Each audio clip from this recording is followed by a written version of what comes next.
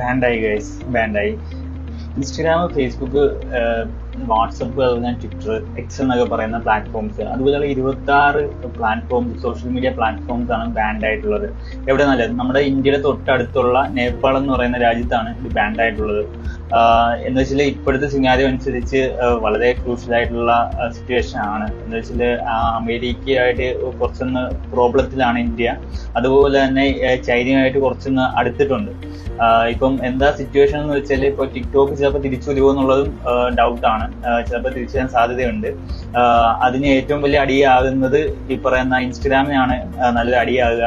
ഈ പറയുന്ന ടിക്ടോക്ക് തിരിച്ചു വന്നു കഴിഞ്ഞാൽ ഇൻസ്റ്റഗ്രാം എന്ന് പറയുന്നത് അമേരിക്കയിലുള്ളൊരു രാജ്യത്തുള്ളൊരു സോഷ്യൽ മീഡിയ പ്ലാറ്റ്ഫോമാണ്. അവരുടെ ഹെഡ് ഓഫീസ് വരിക യു എസിലാണ് ഡൊണാൾഡ് ട്രംപ് ഉള്ളത്.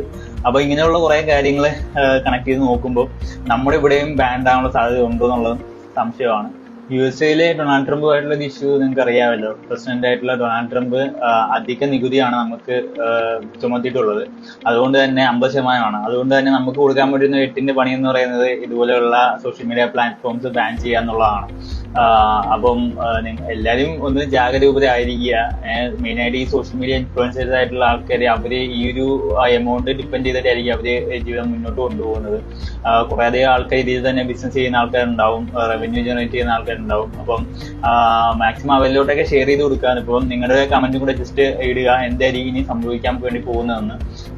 ഇങ്ങനെയുള്ള ആക്ഷൻസ് ഉണ്ടാവുമോ ഇല്ലയോ, ടിക്ടോക്ക് തിരിച്ചു വരുമോ എന്നുള്ളത് നിങ്ങൾക്ക് അറിയാമെങ്കിൽ ജസ്റ്റ് കമന്റ് ആയിട്ട് ഇടുക. ഓക്കെ, എന്തായാലും നെക്സ്റ്റ് വീഡിയോ കാണാം. Thank you.